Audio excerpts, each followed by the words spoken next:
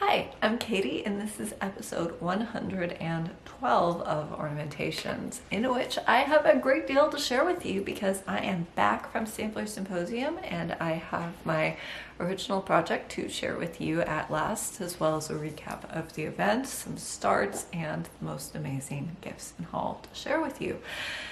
In a kind of rough voice today because I have been battling the flu. I picked it up on the flight home from the event where the guy next to me was hacking up a lung the whole time and never once covered his mouth. It was disgusting. So yes, I've been quite ill, but I'm on the mend.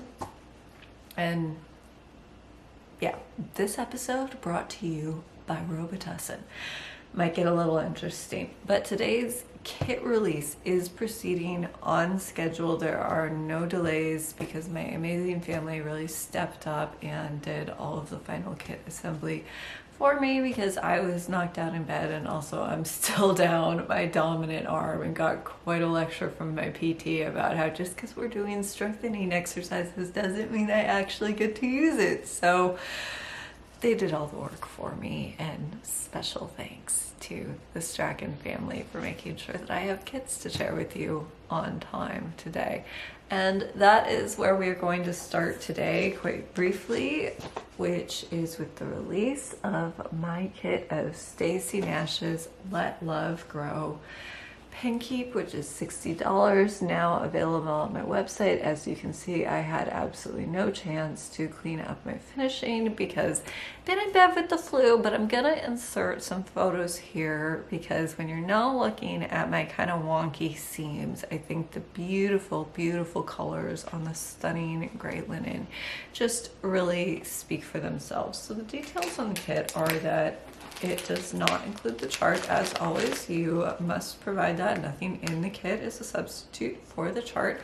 So your kit includes the ground linen, 38 count legacy linen wayfarer's cloak, this beautiful pack of 9 spools of gorgeous, gorgeous silk threads, and then we have one cut of a brown, which is to give you something that I liked a little more for the 3 stitches that make up the eye and the beak of the dove at the top. I didn't want to use one of the greens or blues there, so I just threw in a single cut for you. All of that is detailed in the written guide to your conversion, which is a part of the kit, as well as a printed template for the finishing. And then we have a photo of my finish on the back. So that is Stacy Nash, Let Love Grow, which is just, perfect stitch in advance of Valentine's Day. I love the flowers. I love the colors. You know how I feel about a great pink and a great floral. So I'm in love with this, and I hope that you are excited about it too. Kits are now available on my website, linked in the description, where you can also find full details. And with that, let's get on to the other really big news in my world, which was Sampler Symposium 2026. It was absolutely awesome. So I'm going to recap the full event, but we're going to start with a project today I've been dying to share with you because it's been finished for a while and finally can. And my project was the Not Quite a White Work drum. It's called Not Quite White Work, even though it is clearly white work, being off-white threads on white linen. But the inspiration was 17th century English white work, and there are some deliberate variations between my project and the inspiration, which is why I called it Not Quite White Work drum.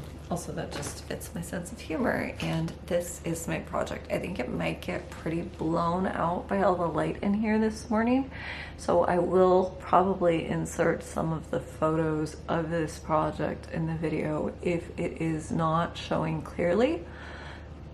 But this is the model version. So my talk was about texture and how you can create texture, and also in a sense how you can control texture.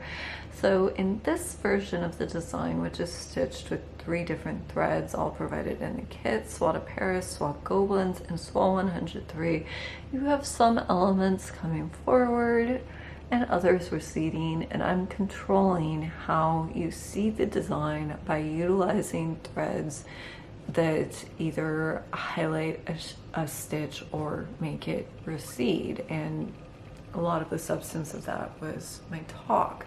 So this is the model version stitched on Legacy Linen 40 count restoration white with the 3 threads that we just mentioned.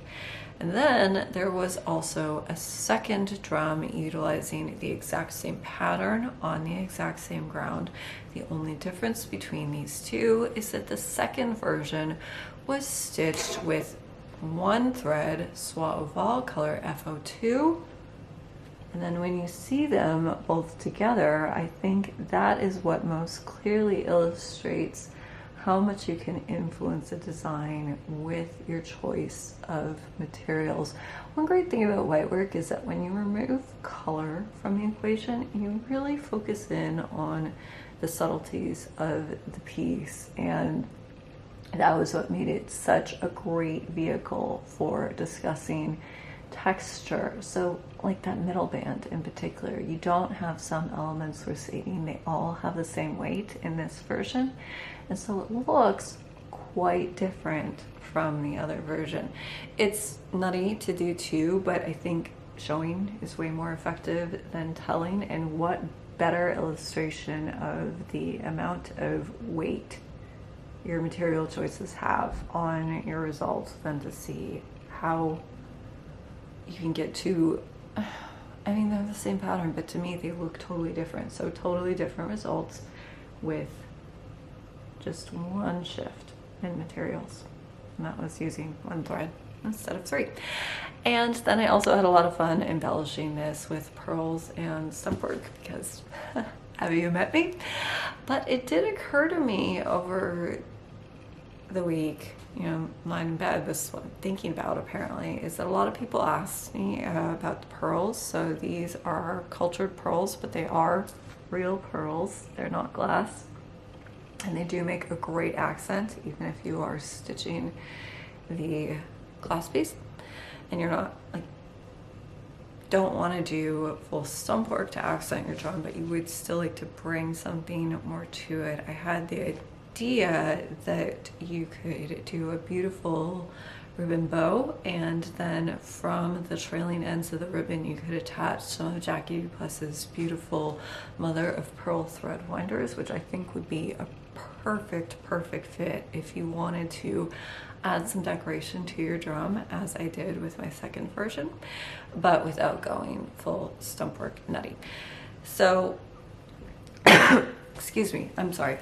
The chart will be released in a year. I have already had questions about that, and although I finished the piece as a drum, it can absolutely be stitched flat and framed as a sampler. I think the design does hold up. It's quite linear, but it is very beautiful. Obviously I'm biased, but you could just stitch this as a sampler, hang it on the wall, add your name, first date at the bottom, and give it a more traditional sampler feel and orientation. But as it is a sampler of both threads and textures, and one that I really enjoyed creating, and I'm so happy to finally get to share with you. I don't usually do a ton of white work because I love color so much, but I have to say this project was really enjoyable. I got a new appreciation for the wonderful subtleties of white work, so watch this space. My talk also looked at textures and samplers outside the basic crossover too. The drum is one way to explore because we do use stitches outside the basic cross, although nothing too exotic.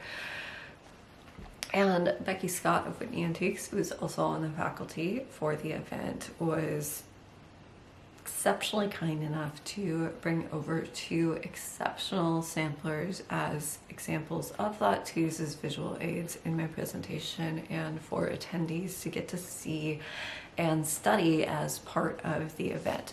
They're both really special pieces, but one of them was the All of Them sampler, which is one of the most incredible 17th century band samplers ever stitched, and it was such a privilege to have it at Symposium and to be able to share it with attendees. As a memento of that, my kit also included a notebook, which this isn't actually one of the samplers. A related piece was the one that was brought. Martha Bingley was still in conservation when Becky needed to travel. So a sister sampler from this group was the one that was actually there. And then this is a detail from the amazing All of Them sampler. This was featured in Choice and Precious Work Volume 2. The details on both of these are inside the back cover, and then it is a rules notebook. So I hope that this was a memento for those who attended the event of getting to see some truly, truly exceptional pieces, because photos really can't capture needlework, as we've discussed so many times, and they were both just incredible pieces. And getting to share pieces in person is one of the really great joys of being faculty at these events. It's completely unrelated, but I brought 2 of my recent Christmas finishes just for the pleasure of getting to show other stitchers the full effect, which the camera doesn't capture, I mean, at all. I did ask Carolyn if it was okay to put these on display because it's not Christmas Symposium, but she was all for it, and it was a real pleasure for me to get to share these. The tree also reminds me of kind of a funny story. So before I went to Arizona, I was trying to explain to my physical therapist what I was doing and why I wouldn't be in physical therapy for a week. He was really confused. If you've been to an event and you've tried to explain to non-stitchers what this is about, I'm sure you can appreciate the dilemma here. And as part of it, I made the mistake of telling him that I have a YouTube channel. So I stagger into physical therapy early on the Monday morning after I get back from Arizona. I am dragging, let me tell you, and I am greeted with a screenshot of my manic happy Katie Christmas face, which you know exactly of which I speak if you watch the holiday episodes, and the question, who is this person and why haven't I met her? Amazingly enough, manic happy Katie Christmas face doesn't make an appearance at physical therapy, but yeah. Now my physical therapist amuses himself at every appointment by asking, where is, quote unquote, internet Katie? I keep on telling him that if he wanted to talk about better sports than basketball, he might see more enthusiasm out of me, but you know what? He's not a hockey fan. If you know, you know. So yeah, moral of the story, don't tell your physical therapist about your Flosstube channel, because I'm 9 a.m. on Monday after Symposium was just like not what I needed in my life. But it was all worth it because Symposium was absolutely amazing. And now let's sorry about the crinkle, that was the tissue hitting the floor. Let's talk about the full event. Sampler Symposium. So I showed up a few days early to get some time to catch up with friends, which is always, you know, one of the joys of these events is not just the event itself, the time it's spent with other stitchers, reconnecting with old friends, making new friends, stitching, talking, hanging out, and I always really enjoy that part of it. Not to mention getting to shop the attic a little early before all the linen is gone. So I did do some shopping. I controlled myself. We had a nice medium level haul. There's some stuff worth looking at, but I didn't go totally crazy. I'll do haul later in the episode. But eventually event time did come around. It was Friday late afternoon. If you're faculty, you sit at the faculty table so you don't have to worry about reserving a seat and getting into the ballroom early, so I cruised in a little late. But the event started after dinner on Friday with the stalwarts of attic events and also just fabulous, wonderful people, Vicki and Megan Jeanette of Needlework Press. they spoke about needlework conundrums, pieces that don't quite fit. What was the purpose of it? Or actually, my favorite example was, so some of you may know the needlework press charts, the portfolios of Julia D. Brown, which are these like lovely, sophisticated Berlin work florals. I think the originals are on perforated paper. And then they also had a completely incongruous, kind of childish, very wacky embroidery that was also worked by her. And the connection between the two was just, that's a story we're never going to get to hear. So that was what presentation was about, which I found really interesting. And then the gift for that night was an eyeglass swipe of oh, sorry about the glare. I need to take that out. Excuse me. Ill prepared this morning. I blame the Robitussin. This is a coming chart to celebrate the semi-quincentennial, which I can finally say after a year of practicing that. And then their project, which I will insert photos of here. So since I wasn't helping to pass out kits, because like I'm down an arm, I didn't end up getting all of the charts. Normally faculty don't exchange full kits, but we do exchange charts, and I'm a mess who is kind of missing some of my visual aids, but thankfully I've got photos. So one of them is actually just us being goofy with our relative projects, but that is the antique, which is embroidered on velvet, and it's a pincushion shape, but doesn't appear to have been used as a pincushion. While the velvet's quite worn, there aren't any of the holes that you would expect to find in something that actually been used as a pincushion. Particularly, some people suggested it might have been for hat pins. I have a vintage pincushion that's been passed down in the family that's been used to store hat pins, and honestly, if it's used for that purpose, you're gonna know, because hat pins are pretty thick and they leave holes.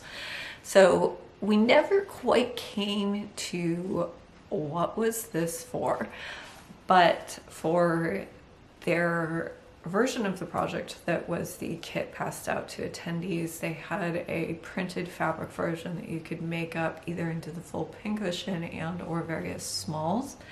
And then one of the sides had been charted as a cross stitch design. So that was Vicki and Megan. And then we had Barbara Hudson of Queenstown Sampler Designs, and this was her sampler. Although I am going to insert one of the photos here, which I think is a better representation. It's impossible to photograph needlework well, and of course that's one of the perks of getting to go, is getting to see these pieces. I realize obviously that's just not possible for everybody all the time. I go to 2 events a year as faculty, and that it seems like a lot to me, so I get it. I'm also straying from the point. Sorry. I'm gonna blame the Robitussin, which is what I'm gonna blame for everything that goes wrong today. So that was Barbara Hudson, and she talked a lot about the history of the girls' family who stitched this piece, who had quite a long history in America. That was Friday, and then on Saturday morning we had Nicola Parkman of Hands Across the Sea Samplers, who presented on a group of samplers from Cumbria. Again, I don't actually have the chart on that one, but I do have photos, so those are up here. And then following her was Jennifer Core of the Tennessee Sampler Survey, who wrote the wonderful book on Tennessee samplers. I do have it. I have not pulled it up to show you because it's huge and I can't lift it with one hand without breaking something and having my other arm be in a sling for months. So Jennifer's talk was really interesting because it was a lot about the methodology of the book, which was they essentially conducted a sampler survey of the entire state of Tennessee as far as they were able. So she talked about the process of doing that, and then also did a close study of some particular motifs and how they're believed to have traveled hand to hand, originating in Virginia, but eventually ending up in a section of Tennessee. outside Knoxville, if I remember correctly. I probably don't remember correctly. Her presentation was amazing, but it was a lot of information. She's a really good speaker, so it was a real pleasure to hear her. And then we had lunch, and the first speaker on Saturday afternoon was yours truly, doing the Not Quite a White Work drums, as we have already heard. I probably talked too long about that. And then after me was Becky Scott of Whitney Antiques, who presented on her upcoming book, which is about Bristol samplers. It's entitled Samplers, Smallpox, and Sugar, and it does look extensively at the samplers themselves, but also the conditions under which they were worked. Mueller's orphanage isn't necessarily everything that it's been painted previously. The story is unsurprisingly more complex than a lot of the narrative surrounding it has been. The attic is taking pre-orders for samplers, Smallpox, and Sugar. I have already placed mine. You can place your pre-order by emailing the attic and informing them that you would like to pre-order a copy of Samplers, Smallpox, and Sugar, which should be released this spring. So that was Becky's talk, and some of her visual aids were legitimately haunting. We were talking about it afterwards. Whew, another era, right? And then that night we had show and share, which to me is always one of the highlights of the weekend, because as faculty, you spend so much time talking about yourself and your project and your presentation, and that's a joy, getting to meet other stitchers and hear their comments. And I'm not trying to say anything negative about that, but it's also a real pleasure after you've been doing all of that to sit down and just get to appreciate what everybody else has been doing. So show and share is always one of the very great highlights of the weekend for me. And there were some really, really extraordinary pieces this time. Unfortunately, I don't have photos. I'm so sorry. But one of the things I would like to mention is that while there were several remarkable over one pieces, and also several people who had done Katie pieces, either Flosstube kits or some of my original classes, those are always really fun to see. One of the pieces I would really like to talk about is that there was a completed Jane Hopkins by Hands Across the Sea Samplers, and it was stitched entirely over one with DMC, and it was that stitcher's very first cross stitch piece, because she was new to cross stitch. If I'm relating this story correctly, and please correct me if I'm not, she hadn't realized that our counting unit is over 2 threads. So she just did what made sense to her, which was to make a cross over the thread.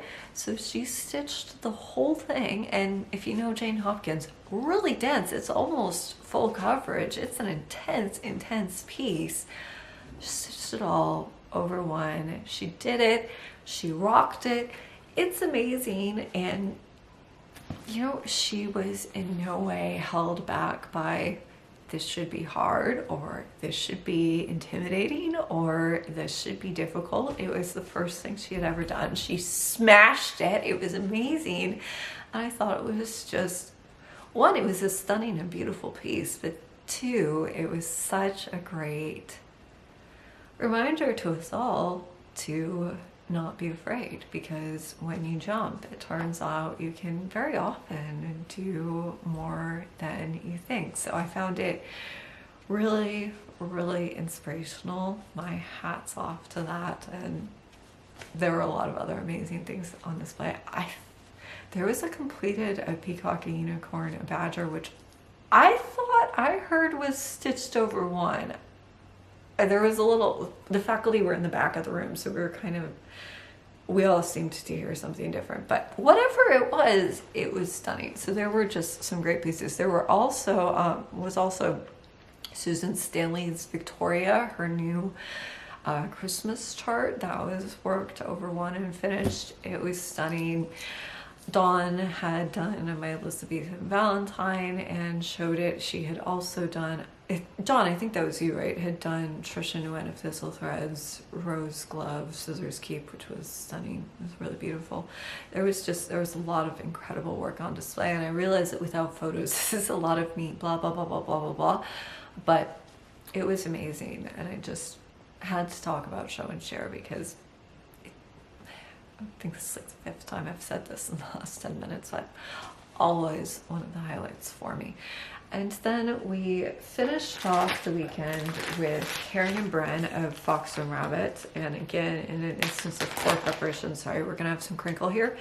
I didn't pull out the cover of the chart. Oh, that's not the cover.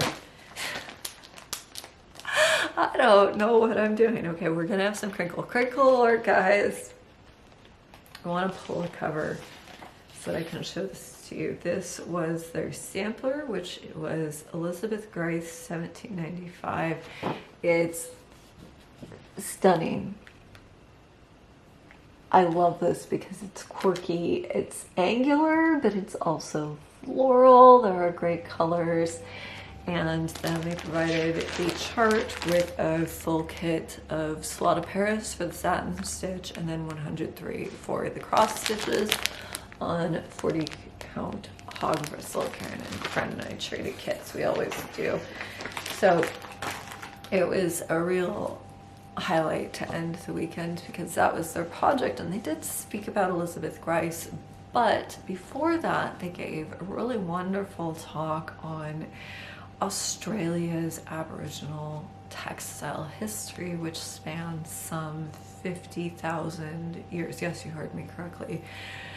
And they had clearly done a great deal of research. It was really fascinating. I enjoyed it enormously, and it was a wonderful presentation in addition to a fabulous project to end the weekend. So it was great. We had a lot of really thought-provoking presentations. They were all quite different. So, you know, I really enjoyed the range. I hope other people did as well. So we saw and heard a lot of different things, and the weekend came to a close, and then I got a plane and promptly got infected by Typhoid Mary, but we're not going to dwell on that. So with that very long preamble, let's look at some actual stitching. I haven't actually done a ton of stitching because I was either at Sampler Symposium or in bed with the flu, but I do have a new start to show you, and I do have some other stitching to show as well. I haven't been completely idle. And my new start is one of the charts that I purchased on the attic, and this is going to be my March 12 by 12 ornament stitch. This is a very unlikely ornament, but I am stitching it on 45 count with the goal of finishing it into a Christmas ornament for my brother to give to him this Christmas. He's a history buff. He's really fascinated by any kind of quirky and interesting period in human history. He doesn't really focus on any particular time or place. He just loves good stories and listening to good podcasts on events that have shaped human history. And the Black Death, which would be the deadliest outbreak of bubonic plague in Europe that occurred in the 14th century, was something that he read about last year, and a book on it was one of his Christmas gifts to me. So historians believe that about half the population of Europe was wiped out just in the space of a couple of years in the Black Death. And there's no question that it fundamentally altered the shape of European history. So the Black Death has been one of his recent, okay, I hate to say recent enthusiasms because that just sounds awful, but one of his recent areas of historical interest. Okay, that sounds better. And I thought this was perfect for him. It's very quirky as a Christmas ornament, but he's gonna get where I'm going with this. He also doesn't have a lot of cross-stitch ornaments for me because I like to tailor his ornaments to his interests, and those very rarely match up with charts that I actually want to stitch, but Dr. Raven, the animal cracker, is the perfect confluence of those two. So this is on 45 count. Legacy Linen Filbert, which I am doing with Soie Surfine, and I have also definitely tailored the palette to him. I try to not get over girly on his ornaments. So when I look at the chart photo, and I'm not sure that this is going to show it all, but like the details in the ears, I see gray, pink, and gray green there, but I've gone for kind of more taupey colors so that he's very neutral, but also so that the black and the gray and the Plague Doctor mask really pop. So I don't have a lot of progress here, but as you can see, eek, because this was a test case to see if my shoulder was ready for me to start stitching in hand, even in very short bursts. Answer is yeah, definitely not. So that's why this is gonna be the March ornament, because oh, one day I'll get there, not there yet. And then also a brief update on my February 12 by 12 will be finished actually in February because I still haven't FFO'd this. So last time we saw this, I talked about why the peppermint crystal edging didn't work, and then I wanted to do a red spiral rope trim for this. So I did start that, and then I abandoned it. Sorry, I'm trying to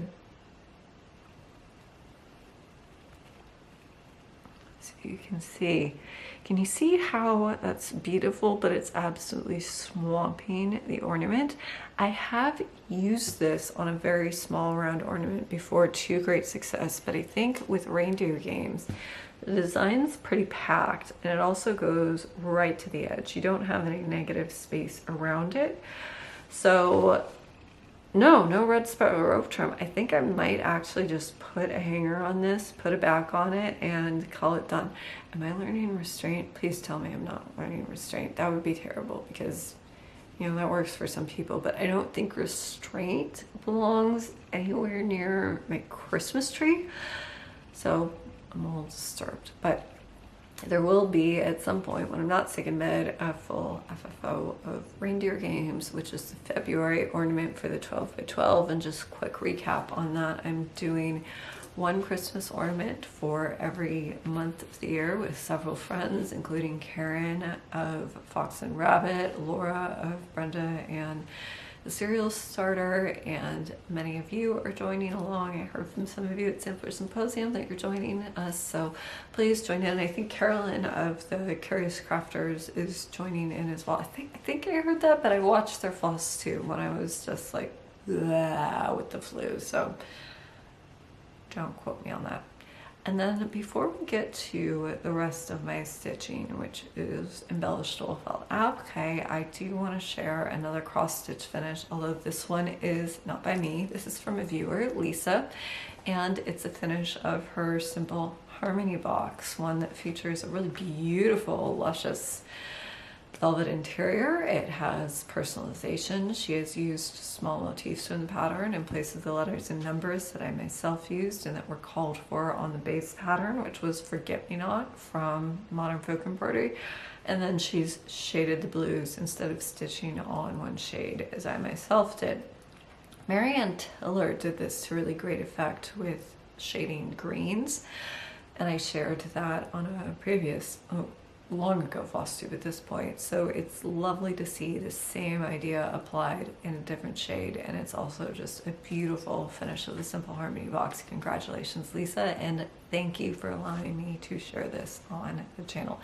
If you're new to the Simple Harmony project, it is still active, although the original box from Amazon that I used for the finishing and that all of the adjustments to the pattern are based around is no longer available.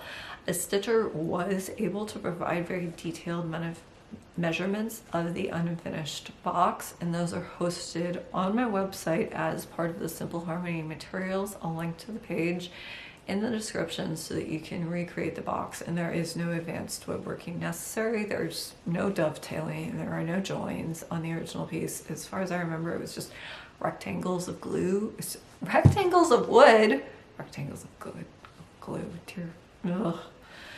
Rectangles of wood that were glued together. Because you're covering the piece entirely inside and out, there's really no need for a beautifully made box, just one that's the correct size.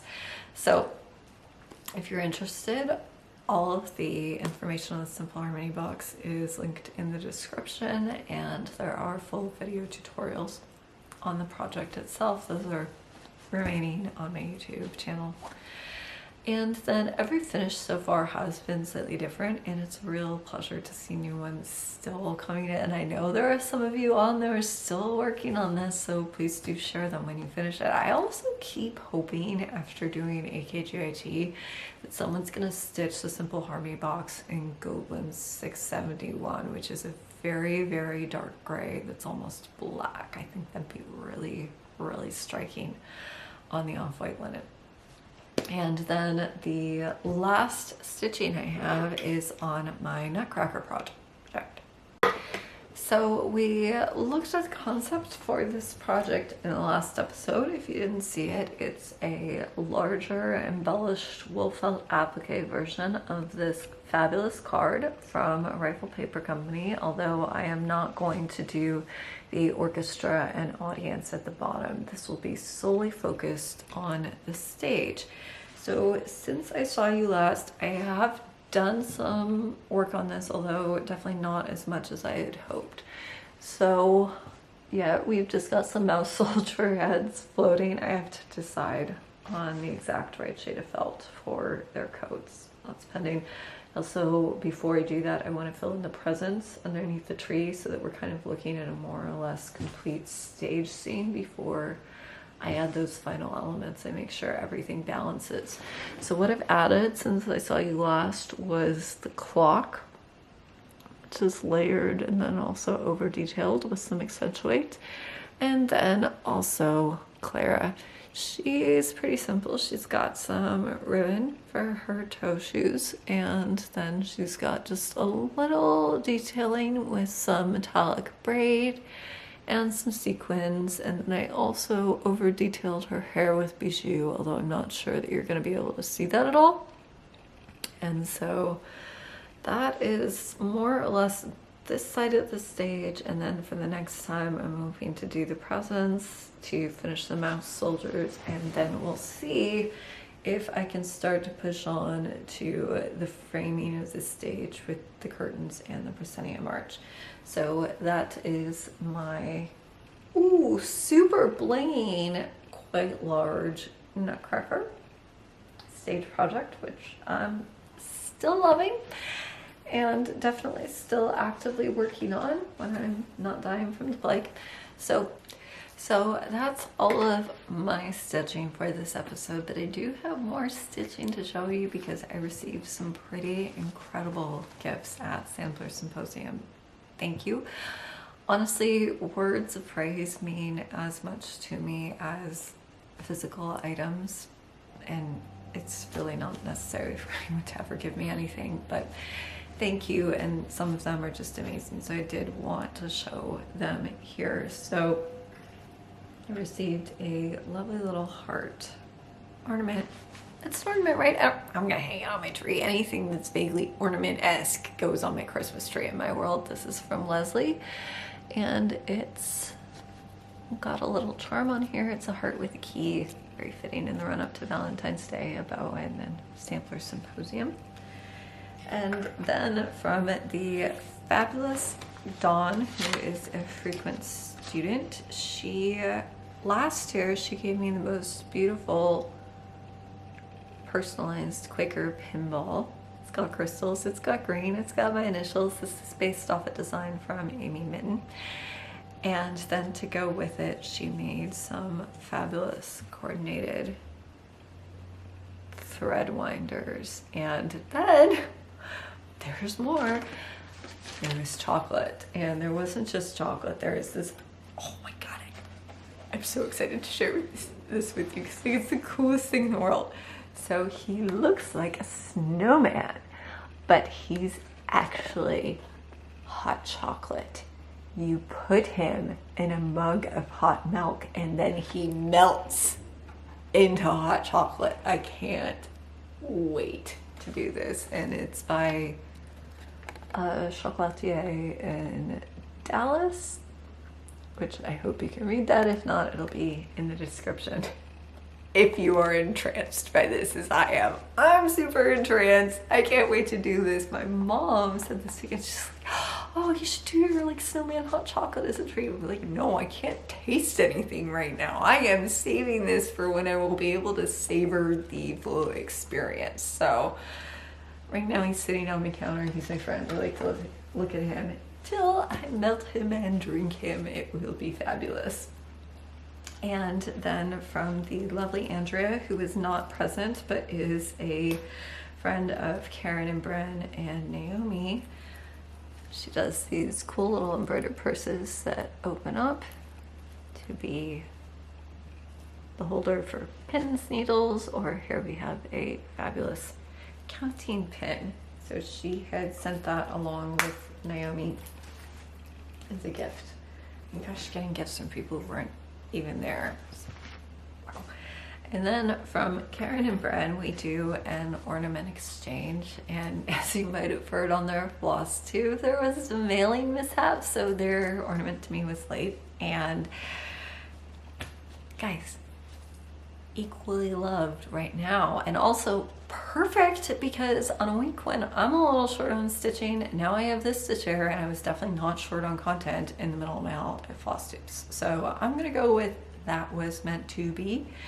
So as a quote unquote makeup ornament, because you're both ridiculous, Karen gave me her January finish from her 2026 12 by 12, which is this fabulous dove. I actually don't recognize the pattern. Karen, did you design this yourself?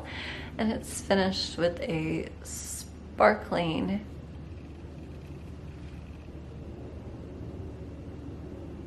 I know what that trim's called.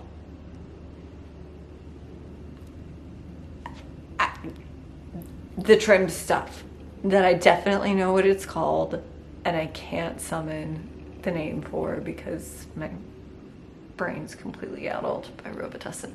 Anyway, it's beautiful, it's fabulous. I love how much the white pops. I think that's their cactus wren. Karen, is this your cactus wren? And as always, it has Karen's fabulous finishing. She is such a beautiful finisher. I aspire to one day finish, I mean, like a 10th as well as she does.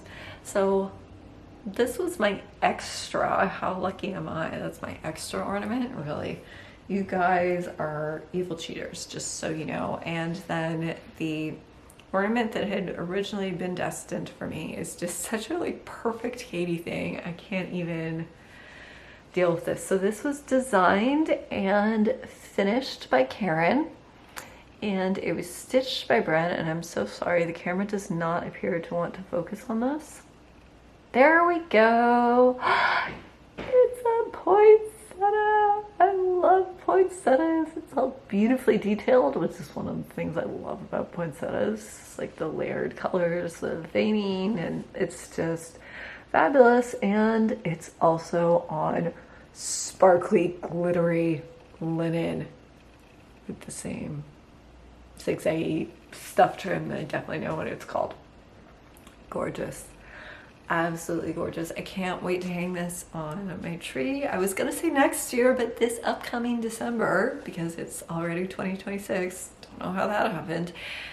But in the meantime, I can't bring myself to put these or the next thing I'm going to show you away, or my recent felt finishes. So like Karen, I'm gonna just have a dedicated Christmas corner hanging out where I put my stuff and I look at it and I pet it. It's gonna be fun. Excuse me. Oh gosh. And then, oh, one gift to rule them all. So I had the singular pleasure of meeting the, oh, and wait, before we move on from Karen and Bren, they also gave me their new floss drops, and just so you don't miss it, because I almost did, it's almost the same value. That's Bigfoot. No wonder he's so hard to find proof of. He's very hard to spot. So they're new floss drops, which they were handing out at the event. Okay, so back to what I was going to say. I saw those looking at me and just could not share them. I had the lovely pleasure of meeting their wonderful friend Naomi, who they always talk about. Our friend Naomi is a frequent refrain when I speak to them. And yeah, understand why you guys talk about her all the time. She's fabulous. So the fabulous Naomi was at the event, also known as Stitching Squirrel on Instagram, and you'll have seen her personalized floss drops if you watched Karen and Bren's 12 Days of Christmas. It's my personal theory that Naomi doesn't sleep given the amount of stitching that she gets done. So, and she's called it the 12 Days of Squirrelness, which just is hilarious, and not just because I'm high on cold medicine. So Naomi gave me the most ridiculously fabulous gift. And also special shout out to Naomi's husband, who I have told watches the channel. Look at this guy. She actually made one for Karen as well, and Karen held it up on Flosstube and said, my friend Katie would love this, and her friend Katie said, oh yes, I would love that. And I had no idea that there was actually one for me too. How cool is that? Not even the flu can dampen my fabulous joy in this, because he's got beads. He's got beads, he's got sparkly metallics, he's got fuzzy stuff, he's a nutcracker, he's got all the fun stuff. So can you see why not all the Christmas can go out of my life at the moment? This is amazing. I'm obsessed with it. It got hand carried home because there was no universe in which I was entrusting this to an airline in my checked luggage. So he's my friend, I love him. Thank you, Naomi. It's an absolute pleasure to meet you, and I'm not just saying that because this nutcracker is absolutely amazing. So it was a wonderful sampler symposium, and then I definitely made new friends. I know more people in the stitching world at this point than I do in what you might call my everyday life, although, you know, my stitching is so much a part of my life. Are those two things really separate? Probably not.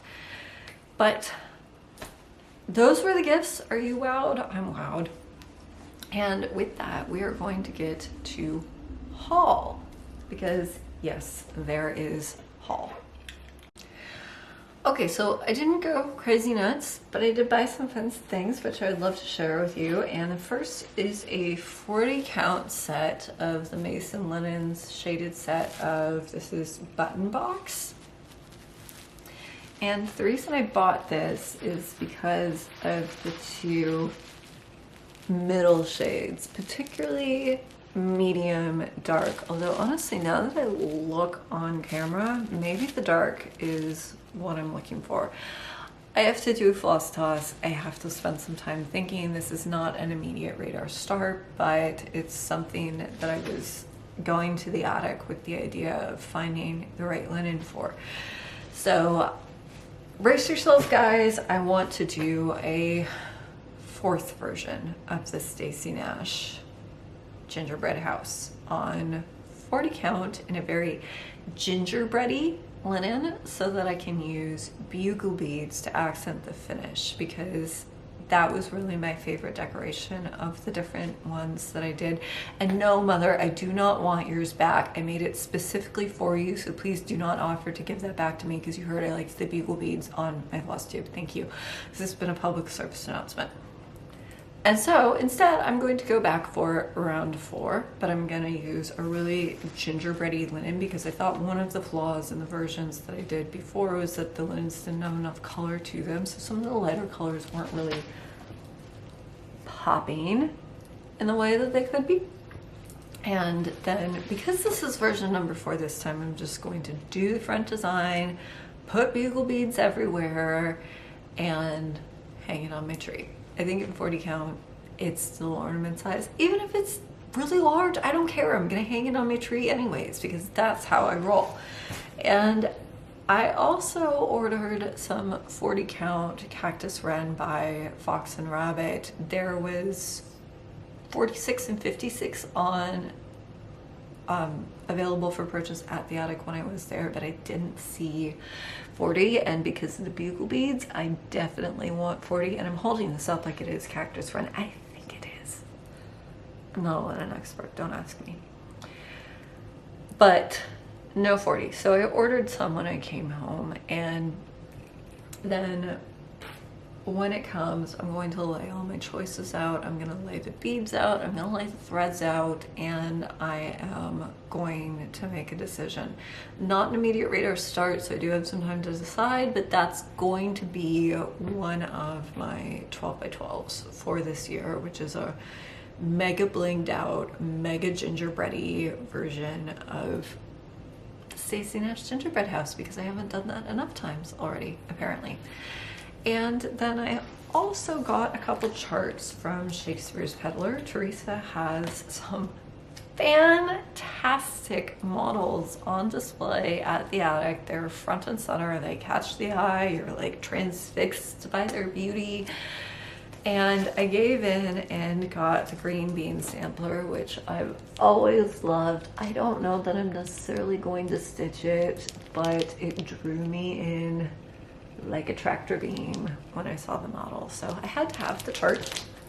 And then also on display was the amazing Fractal Friends, which I absolutely am going to stitch, although I will do some color choices and a few other tweaks. And Audrey, you ruined my life, because she pointed out what I had missed originally, which is that the model is full coverage 10 stitch on 40 count silk gauze. I mean, presumably I would have at some point read the back of the chart and picked up on that, but ooh, I had been thinking to stitch this on a dark linen, and then once Audrey pointed that out, I couldn't unsee that that was part of what drew me to this particular model. So yeah, I went and ordered some 40 count silk gauze, which should be here by the next episode, although again, not an immediate radar start, just something I definitely want to do.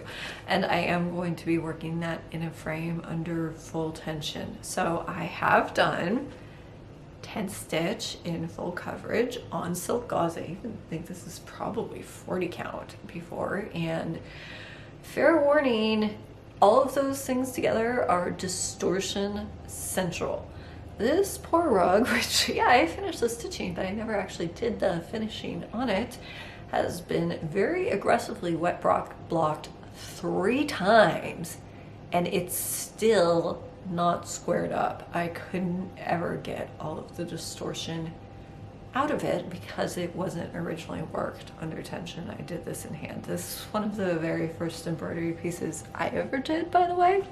You know, my natural setting is crazy, so this is a kit for a miniature Damascene rug, and I worked this back in 2013.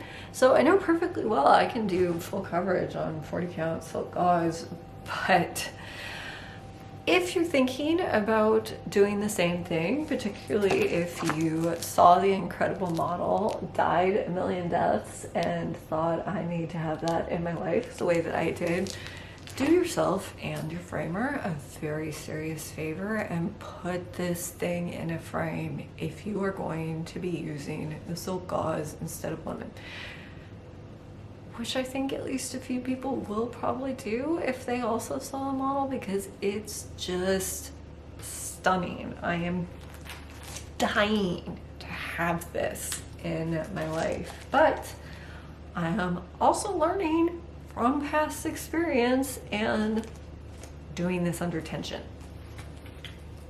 And then I did get just a few other things. I stocked up on some Surfines that I use a fair amount, and also more Screaming Pink, because why would you not want to have maximal amounts of Screaming Pink in your life? It's just, I don't know, that's logical in my world.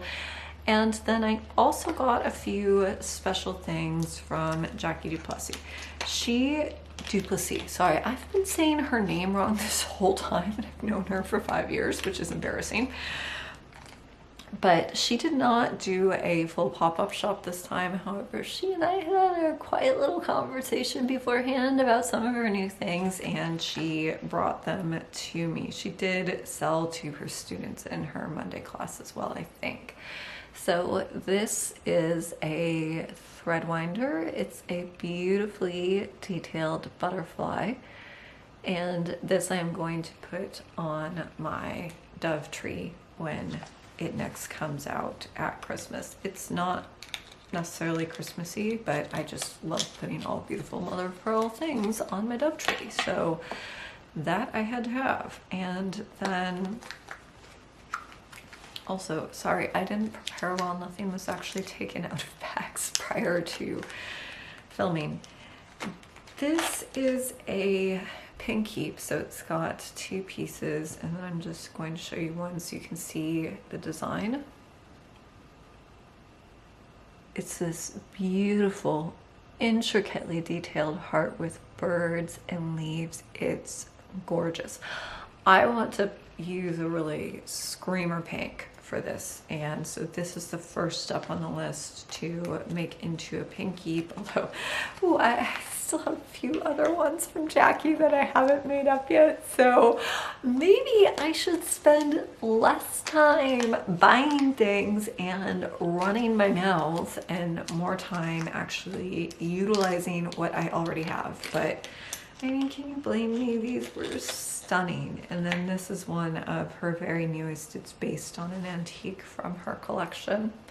This is also a pin keep, which needs to be made up. Although honestly, use that as is and just stare at it. So this one comes with a solid back piece. This is fabulous engraved basket with all this stunning cut work. So those were my purchases from Jackie, which rounded out my haul. I made out like a bandit at Sampler Symposium. Honestly, I had a great time with friends. There were wonderful projects. I listened to really interesting presentations. I got to share the Not Quite a White Work drum with everybody and just had a fabulously good time. I have also been prepping for some of what is coming in this year. So the Damascene Rose class is starting on February 1st, and emails with the class login information will be going out this week to all students. If you haven't received that yet, don't worry, it hasn't gone out yet, and that's by design. And then a link to the first lesson is going to be going out on the 1st of February. If you'd like to join us, late registrations will absolutely be accepted. So that's the Damascene Rose. I'm really excited for class to finally be here. And then I have also set the number of kits for the release of sparkler sticks. Those are going to be coming in late May or early June, depending on how quickly I get the use of my arm back and how fast I get through the mountain of kitting. Before I came down with the blue, I finished all the ordering for this and the crystal cardinal, and that's going to be a holiday release for 2026 in November, barring some terrible supply chain disaster, which, well, that could still happen. If you would like to make sure that you get a kit for sparkler sticks, I have a notification list, which is linked in the description, and the kits are going to be a once only offering given the amount of work that's involved in putting them together. But I am also putting together a supplement which will be hosted on my website as a private page. It won't be something extra that you need to buy or source. And that's going to be available to those who buy the kit as well as those who buy the booklet only. And that's going to be on how to gather supplies yourself, how to adapt the design, and how to make this work for you on a budget, because the kits are reasonably expensive. There is sourcing information on the back of the booklet, but this will be a more detailed supplement on some of the ideas I have in how to keep costs down, how to source things if you're starting from zero and didn't get a kit, and then also some of the customization things that I think are out there. So I did red, white, and blue because it was the Star Spangled Summer School. but I think these would be just as great for other holidays as well as team colors. I really need to get going on some teal sparkler sticks to make for my mom to celebrate our favorite Olympian, the one, the only, the great Macklin Celebrini. So there are a lot of things to do with this beyond just the basic kit, and so I'm going to be working on getting that organized and into a readily accessible supplement so that this isn't just kit only for people, and that it can work for different people, different ideas on different budgets, or at least that's the goal. Big talk, right? So that's a lot of talk to cover that I haven't actually done that much stitching since I saw you last, having been first in Arizona and then spend the next week in bed feeling like I was going to die of the flu. But I feel like I'm on the up and up. Things are improving, even if I don't sound that great. But I hope to be back in 2 weeks with plenty of stitching to show. In the meantime, kits for Let Love Grow are available on my website. I hope you'll take a look. If not, I will see you again in 2 weeks. And until then, happy stitching.